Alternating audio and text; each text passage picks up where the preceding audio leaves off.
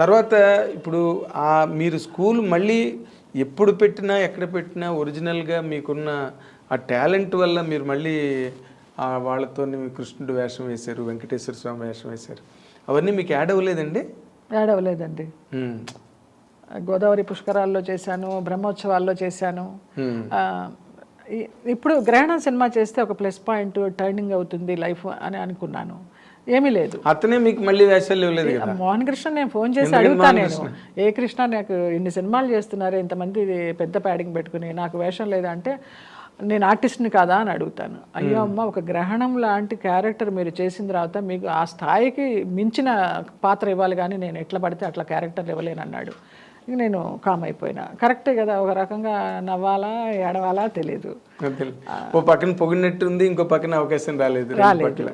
తను అలాంటి క్రియేషన్స్ ఉన్న డైరెక్టర్స్ తలుచుకుంటే చేయొచ్చు, ఒక పాత్ర సృష్టించవచ్చు. ఆయన భరణి గారిని కంటిన్యూ చేశారు అలాగే, కానీ నాకు ఇవ్వలేదు. తర్వాత మాయాబజార్లో ఇచ్చారు, కానీ చిన్న క్యారెక్టర్. మన ఎస్పి బాలసుబ్రహ్మణ్యం గారితో ఆ క్లైమాక్స్లో వస్తాను. భూమిక మన ఆనంద్ రాజా చేసిన మాయాబజార్ చేశాను. గ్రహణం తర్వాత మార్పు వస్తుంది అనుకున్నాను, భరత్ అని నేను తర్వాత మార్పు వస్తుంది అనుకున్నాను, రాలా. జడ్జెస్ లాయర్స్ వచ్చినాయి కానివ్వండి, మళ్ళీ ఆ స్టేచర్కి తగ్గ క్యారెక్టర్స్ రాలేదు. అంటే మీ వైపు నుంచి ఏమైనా, అంటే నార్మల్గా ఫ్యామిలీ రిలేషన్స్, ఒక కాంటాక్టు అందరితోనూ ఆ మేకప్ తీసి ఇంటికి వచ్చానా, నా ప్రపంచం నేను. మరి ఇది ఒక వ్యాపార ప్రపంచం కదండి, అసలు. మన వాళ్ళు అంటారు కదా, సినిమా ఇండస్ట్రీలో ఒక సేయింగ్ ఉంది కదా, out of mind is out of sight అని, లేదా out of sight is out of mind. మరి అది మీరు మెయింటైన్ చేయకపోవడం అన్నది మీ పొరపాటు కాదా? ఏమో, అదే శరత్ బాబు గారు అంటూ ఉంటారు, మనం తినే ప్రతి బియ్యపు గింజ మీద ఎవరి పేరు రాసి ఉంటుందో వాళ్ళే తింటారు. ఆయన అలాగే కూర్చున్నాడులేండి జీవితంతో. ఆయన అడిగితేనే లేదు, ఆయన చేశారు చక్కగా. అంటే ఆయనగా పడిపోయి అడిగి చేయలేదు, కానీ ఆయన దగ్గరికి వచ్చిన క్యారెక్టర్లు అలాగే చేసే ప్రతి పాత్ర మీద మన పేరు రాసి ఉండాలి అనేవారు. అదొకటి నమ్ముతా, కరెక్టే. మనం అడవిలో కూర్చున్నా తీసుకొచ్చి మంచి వేషం వేయించే సందర్భం ఉండొచ్చు, మనం వాళ్ళు ఎదురుకుండా కూర్చున్నా కూడా ఇవ్వని సందర్భాలు ఉండొచ్చు. ఓకే, అదే. సో మీ జాతకం ప్రకారం ఇంకా ఫ్యూచర్లో మీకు మంచి దశలు అవన్నీ ఉన్నాయని చెప్పారండి మీ జ్యోతిష్కులు? అసలు ఇప్పుడు జ్యోతిష్కుల్ని సంప్రదించడమే మానేశారా? మీ నక్షత్రం ఏంటి? అసలు నాకు జాతకమే లేదు. అసలు ఆ జాతకం కూడా రాయించాలి అమ్మ నాన్న పుట్టినప్పుడు.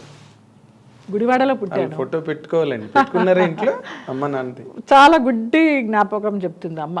అమావాస్యకి 3 రోజుల ముందర పుట్టావు, శనివారం పుట్టావు అని చెప్తుంది, కానీ అసలు ఏమో తెలియదు. జాతకం లేదండి ఇంతవరకు. నేను ఏదో ఫేస్ రీడింగ్ అలాగా చేయి చూసి చెప్పిన వాళ్ళే కానివ్వండి, నాడి జాతకం వైదేశ్వరన్ కోయిల్ అలాంటి వాటిలో వెళ్ళిందే కానీ జాతకం లేదు. జూలై 5th అనేది కూడా నా పుట్టినరోజు ఎలా వచ్చిందంటే అది కూడా తెలియదు. ఆ బళ్ళో వేసిన రోజు నీ పేరేంటమ్మా అంటే నా పేరు లలిత. అంతకు ముందనే కథానాయకుడు చూశాను, జయలలిత, ఎన్టీ రామారావు గారి మూవీ.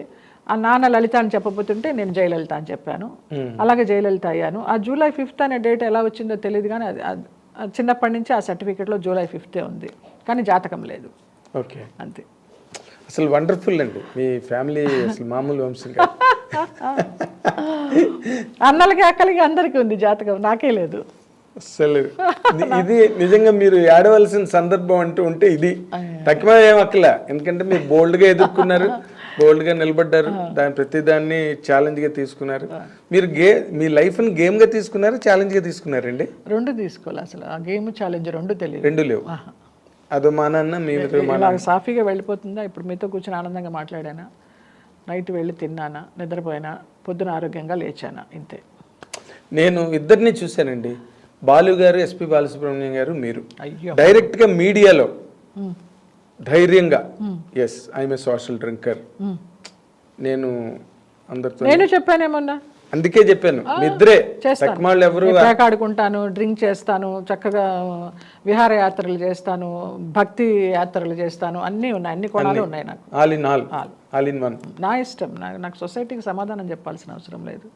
నా జీవితం, నా ప్రశాంతత, నా ఇష్టం. ఉన్నది చిన్న జీవితం, అది అనుభవించు. నేను ఇందాక అన్న పాయింట్ వేరేగా తప్పిపోయిందండి.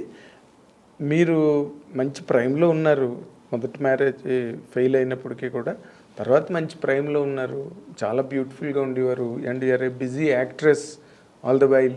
పోనీ ఏదో మీరు నాన్ ప్రొడక్టివ్ కాదు, ప్రొడక్టివ్గా మంచి కెరీర్లో ఉన్నారు.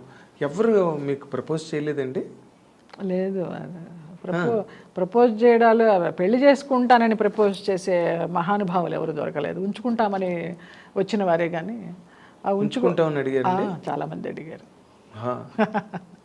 ఉంచుకోవడాలు నాకు వద్దు నాయన, మీరే ఉంచుకోండి, నన్ను ఇలా వదిలేయండి అని చెప్పాను. ఓకే. సో ప్రతిదాన్ని మీరు ఎంత న్యూట్రల్గా, ఎంత వేదాంతపరంగా తీసుకుని ఈ లైఫ్ని, అంటే మీ జీవితం దగ్గర నుంచి ఎవరైనా ఈ రోజున మీ తోటి నటినట్లు కానీ నూతన తరం కానీ నేర్చుకోవాలంటే ఏం నేర్చుకోవాలండి? నేను ఎవరిని నేర్చుకోమని చెప్పానండి. నేను రోల్ మోడల్ కాదు. మీరు ఒక రకంగా రోల్ మోడలే, మీరు కాదన్నా కూడా. ఎలా అంటే ఎన్ని షాక్స్ వచ్చినా, ఎన్ని సెట్ బ్యాక్స్ వచ్చినా, ఎన్ని ఇబ్బందులు ఎదురైనా కూడా మీరు స్టడ్ ఫాస్ట్గా, రాక్ స్టడీగా కెరీర్లో నిలబడ్డారు. ఈ రోజున మీరు ఏదో ఒక శక్తి నన్ను నిలబెట్టింది నాగేంద్ర. నాకుగా నేను నిలబడాల. అది నేను చేసుకున్న పుణ్యమా, పూర్వజన్మ సుకృతమా, నా మంచితనమా ఏది తెలియదు నాకు. అందరూ బాగుండాలి, అందులో నేను ఉండాలని అనుకునే మనిషిని. నాకున్నా లేకపోయినా, ఉంటే ₹1 దానం చేస్తాను, లేకపోతే ఒక ముద్ద పెట్టి పంపిస్తాను, భోజనం అన్నా చేసి వెళ్ళండి అని. అది నాకు జన్మతః నా తల్లిదండ్రి నేర్పిన సంస్కారం, అంతే. అదొకటి నాకు నేర్పించారు వాళ్ళు. కానీ ఇప్పటికి కూడా తల్లిదండ్రులను తలుచుకుని, అయ్యో, వాళ్ళకి ప్రతి సంవత్సరం వాళ్ళకి ఆబ్దికాలు పెడతాను. అన్నయ్య వాళ్ళ ఇంట్లో పెడితే నేను వెళ్ళి దగ్గరుండి పెట్టిస్తాను, నేనే ఖర్చు పెడతాను. బంగారాలు మీ అర్థం, అసలు ఆ విషయంలో డౌటే లే నిజంగా. అయితే నన్నిది అదేనండి, ఇందాక మీరు అన్నమాటకి నాకే మనసు చిక్కుమనిపించింది. ఇది ఉంచుకుంటామని అడిగారు. అవును. అది అలాంటి రిలేషన్స్లో మీరు ఎక్కడైనా నలిగారండి? నేను నలగలేదండి అస్సలు. చాలా అదృష్టవంతురాలి నేను నలగలేదు. దూరంగా ఉన్నారు. నాకు తల్లిదండ్రులు పెద్ద ఎంకరేజ్ చేయాలి. ఈ పెళ్ళి అయిపోయింది కదా, నీకు తోడు కావాలి కమ్మా, ఇంకో పెళ్లి చేసుకో అని. నాకు ఆలోచన రాలేదు. వాళ్ళు ఎందుకు చెప్తారు, మీకు తోడు ఉంటే మళ్ళీ వాళ్ళు ఎక్కడ దూరం అయిపోతారు? అలాంటి వ్యక్తి తారసపడలేదు, ఇంకా ఆలోచన లేదు మైండ్లో. సో అన్నిటికీ దూరంగా ఒక ఘనీభవించిన పదార్థంలా అలా ఎలా ఉండగలుగుతున్నారండి? ప్రశాంతంగా ఉన్నాను.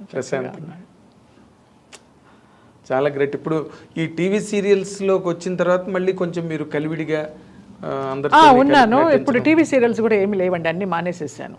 ఏం చేయడల్లా. ప్రేమంత మధురం 3 years చేశాను, ఇప్పుడు అది కూడా మానేశాను.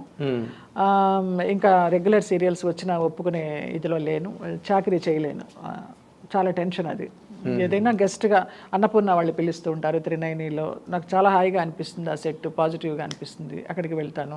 వాళ్ళదే మావారి మాస్టర్ ఉంది, అక్కడ పనిచేస్తాను. గెస్ట్ ఇప్పుడైనా రెమ్యూనరేషన్ ఏమైనా పెంచారా, లేకపోతే వాళ్ళు ఏముండదు, నేను చాలా రీజనబుల్గా అడుగుతాను.